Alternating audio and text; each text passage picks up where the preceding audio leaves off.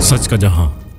जिला कोरंगी पुलिस की मंशियात फरोशों के खिलाफ कार्रवाई में थाना कोरंगी इंडस्ट्रियल एरिया ने खातून मुलजिमा नुसरत जोजा आशिक हुसैन को गिरफ्तार कर लिया, जिसके कब्जे से 2 किलोग्राम चर्स बरामद। मुलजिमा साबका मुकदमात में सजा याफ्ता और रिहाई के बाद दोबारा मंशियात फरोशी में मुलविस पाई गई। जिला मलीर में गुडाब सिटी पुलिस ने इंटेलिजेंस इत्तला पर कार्रवाई करते हुए मुलजिम मेहताब अली वल्द खातिम हुसैन को गिरफ्तार कर लिया, जिसके कब्जे से 30 बोर पिस्टल और एमिनेशन बरामद। असला फोरेंसिक के लिए भिजवा दिया गया। डिस्ट्रिक्ट ईस्ट थाना सचल पुलिस ने कार्रवाई में 2 स्ट्रीट क्रिमिनल्स शराज वल्द अली बख्श और शामराज शाह उर्फ शमरोज वल्द बहराम को गिरफ्तार कर लिया। असला, छीनी गई मोटरसाइकिल और नकदी बरामद।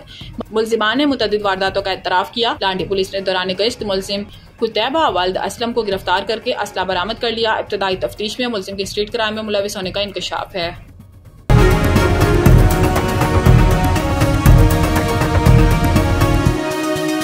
हमारा जहां, सच का जहां।